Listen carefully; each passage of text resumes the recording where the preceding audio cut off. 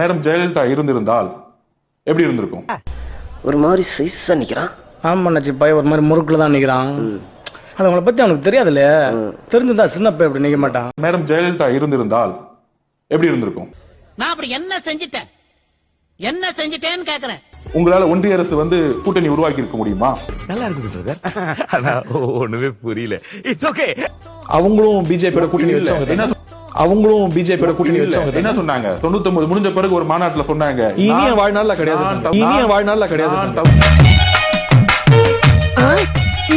செய்து விட்டேன், என் வாழ்நாள் முழுவதும் நான் என்றைக்கும் பாஜகவோடு. ஆனா அவங்க வாழ்நாள்ல அடுத்த தேர்தலே வச்சாங்க கூட்டம். அவங்க வாழ்நாள்ல அடுத்த தேர்தலே வச்சாங்க கூட்டம். பிபி நம்பரை கொடுத்து பிபி ஏத்துறானே. அதெல்லாம் அரசியல சொல்றது. 99க்கு அப்புறம் சேரவே இல்ல. 2004ல சேர்ந்தாங்க. 99க்கு அப்புறம் சேரவே இல்ல. 2004ல சேர்ந்தாங்க.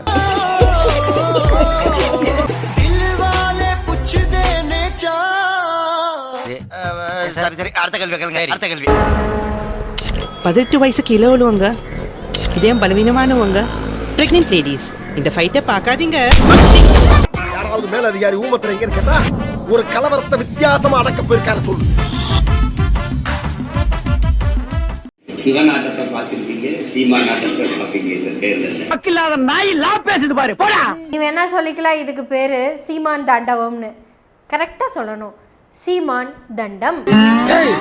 ஒரு ஃப்ளோல வந்துருச்சு. சீமான் ஆடுற எல்லா தாண்டவத்துக்கு பின்னாடியும் தண்டமான கதை தான் இருக்கும்.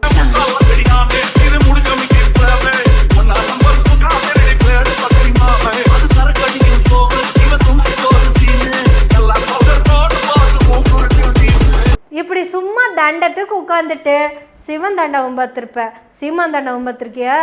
ஆனா ஒண்ணு மட்டும் உண்மை சீமான், நீ கடைசி வரைக்கும் பிரஸ் மீட் மட்டும்தான் கொடுத்துக்கிட்டு இருப்ப. ஒரு மனுஷங்கிட்ட தரம் பார்த்து பேசணும், நிறம் பார்த்து பேசப்படாது. சொல்லி வைங்க. ஏன்னா வெட்டியா இருக்கிற, தப்பா சொல்லிட்டு பாருங்க, தண்டமா இருக்கிறவன் அவனுக்கு வேலை வெட்டியே இருக்காது.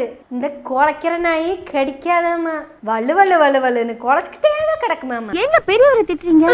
உங்களுக்கு தெரியாதுங்க டீச்சர், இது என்னென்ன காரியம் செய்து தெரியுங்களா? மனசாட்சின்றது ஏதாவது கொஞ்சமாவது சீமானுக்கு இருக்கா அப்படின்னு மக்கள் நீங்களே பாருங்க. எந்த பாவமறியாத ஏழைகளோட வாழ்க்கையிலும் உயிரோடையும் விளையாடுற அடைக்கல் ராஜுக்கு கடுமையான தண்டனை வழங்கி மோசடி செய்யப்பட்ட பணத்தை பாதிக்கப்பட்ட குடும்பங்களுக்கு பகிர்ந்து கொடுக்க உத்தரவிட வேண்டும் என தாழ்மையுடன் கேட்டுக்கொள்கிறேன். தமிழ்நாடு காவல்துறை விசாரணை கலைச்சாங்கல்ல சீமான,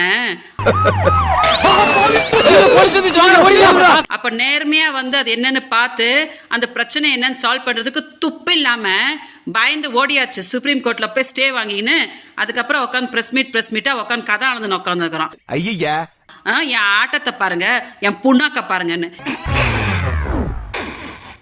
சரி சரி, என்னடா ஆட்டத்தை ஆட போற? என்ன ஆட்டம் ஆட போற? பரதநாட்டியம் ஆட போறியா, குச்சிப்புடி ஆட போறியா? அடுத்த மாசம் வரப்போதே சுப்ரீம் கோர்ட்ல உன் கேஸ். அதுல என்ன உனக்கும் எனக்கு பரதநாட்டியம் காம்படிஷன் வச்சிருக்காங்க.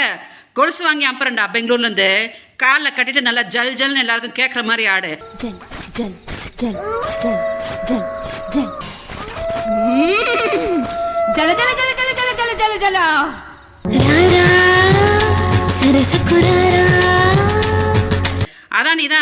அதான் நீ போட்ட ஆட்டத்தை உலகமே பார்த்தாச்சே. மாமா கேடு கட்டவன் அப்படி இப்படி நீ பம்புனிய அந்த ஆட்டத்தை தான் உலகமே பார்த்தாச்சே. இன்னென்ன ஆட்டத்தை பார்க்கணும்? மக்களை முட்டாள் நினைச்சு நிக்கிறியா? என்னைக்கு நீ என்னைய பாலியல் தொழிலாளின்னு சொன்னியோ அன்னைக்கே உன்னோட அரசியல் வாழ்க்கை முடிஞ்சிச்சு சீமான். என்னோட பாவம் உன்னை சும்மாவே விடாது. இது இந்த நாட்டினுடைய சாவக்கடியா. பிஎஸ் வீரப்ப ஒரு படத்துல சரியா சொன்னாரு, இந்த நாடும் நாட்டு மக்களும் நாசமாய் போகட்டும். பிச்சை எடுப்படா, நாசமா போவ.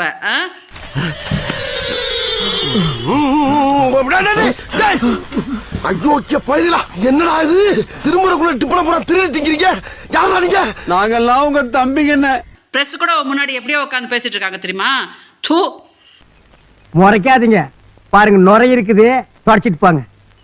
துப்பு கட்ட நாய். அந்த கேஸ் பொம்பளை பிள்ளை கேஸ் என்னன்னு சால்வ் பண்றதுக்கே யோகியதே இல்லையா? இவங்க கிட்ட போய் தமிழ்நாடு கொடுக்கணுமா? இவன் முதலமைச்சராய் கிளிப்பானா?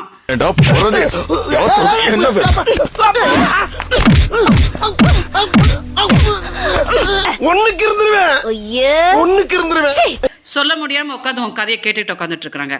அதனால ஏமாத்தாத, மக்களை முட்டாளன்னு நினைக்காத. 2026ல 26 வருஷம் ஆனாலும் நீ இப்படிதான் பிச்சை எடுத்துக்கிட்டு தான் உட்கார்ந்துட்டு இருப்ப. என்ன இருந்தாலும் நம்ம ஒண்ணுக்குள்ள ஒண்ணு இல்லையா? தெரியுதுடா, தெரியுது. ரொம்ப காட்டாத. பிச்சை போட்டவெல்லாம் வெளியே நிக்கிறான், உருவிக்கு போறான். அதனால வரும் எலெக்ஷன் வரும் இல்லையா, எலெக்ஷன் வரும்போது பாரு, இன்னும் மாசமா உனக்கு நாமத்தை போட்டுட்டு தூண் உன்னை காரி துப்பிட்டு போவாங்க. போதுமா? இது போதுமா? ஏண்டா தப்பு பண்ணது யாருடா? குத்தம் செஞ்சது யாருடா? செய்யறது எல்லாம் செஞ்சு போட்டு நல்லவங்களை எல்லாம் எதுக்குடா குத்தம் சொல்லிட்டு தெரியுற?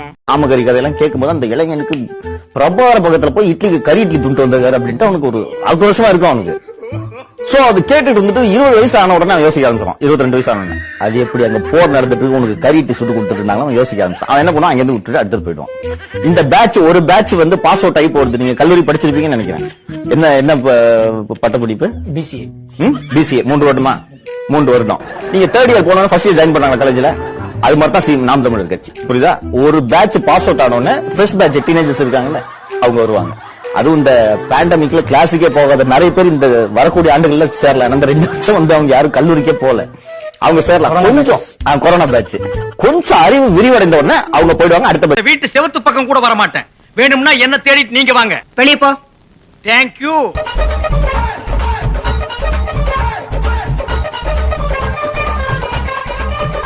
இனி ஒரு பையன் சீமா கட்சிக்கு அவன் கட்சி நடத்த சொன்னா கருக்கலைப்புக்குன்னே ஒரு அமைப்பு வச்சிருக்கான்.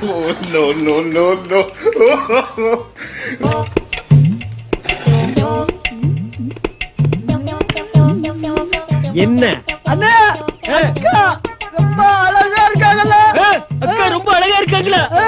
அட கொக்கா மவனே, மூஞ்சி இந்த கடிச்சிட்டு இருக்கும் போதே நீ அக்காவை ரசிக்கிறியே, புல் மூஞ்சி இருந்தா நீ எத்தனை அக்காவை ரசிப்ப? எவ்வளவு கருவை கலைச்சான்னு தெரியல.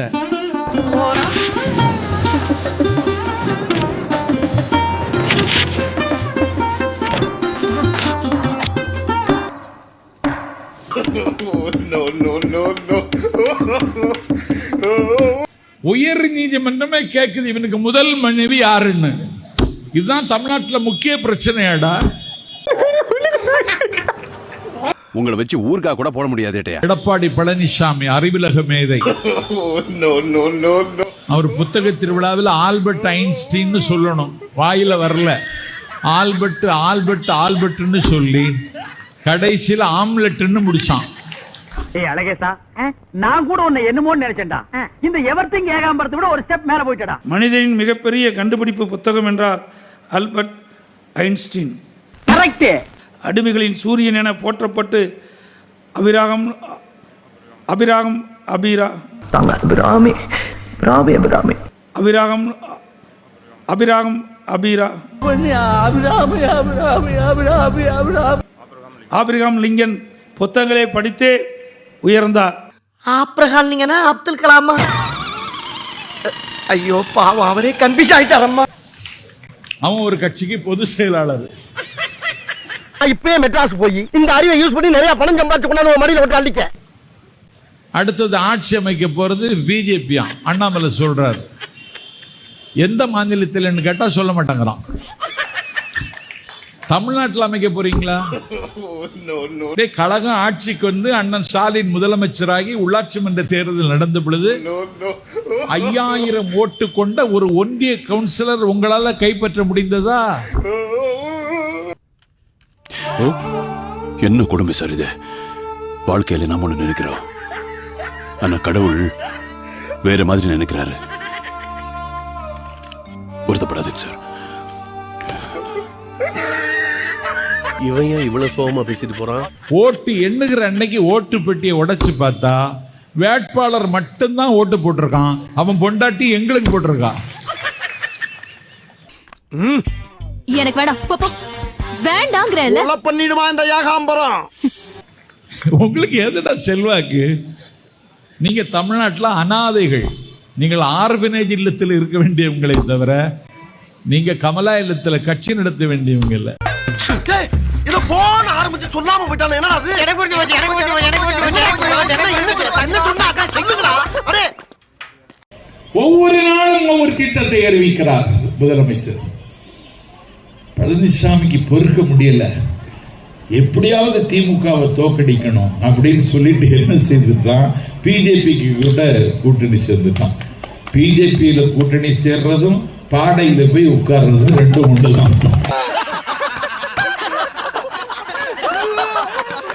பிஜேபியை நம்பியவர்கள் யாரும் நல்லா வாழ்ந்ததா சரித்திரம் இல்லை, நட்டாற்றில் விடப்பட்டதான் சரித்திரம். பிஜேபியை நம்பி போனார் திரு OPS அவர்கள் இன்னைக்கு நடுத்தருவில் நிற்கிறார். பிஜேபியை நம்பி போனார் திரு TTV தினகரன் அவர்கள், அவரும் நடுத்தருவில் நிற்கிறார். பிஜேபியை நம்பி தன் IPS வேலையை ரிசைன் பண்ணிட்டு இங்க மாநில தலைவராக ஒருத்தர் வந்தாரு, அவர் நடுத்தருவில் நிற்கிறார். இப்ப பிஜேபியை நம்பி திரு எடப்பாடி பழனிசாமி அவர்கள் போயிருக்கார், அவரும் நடுத்தருவில் இருப்பார்.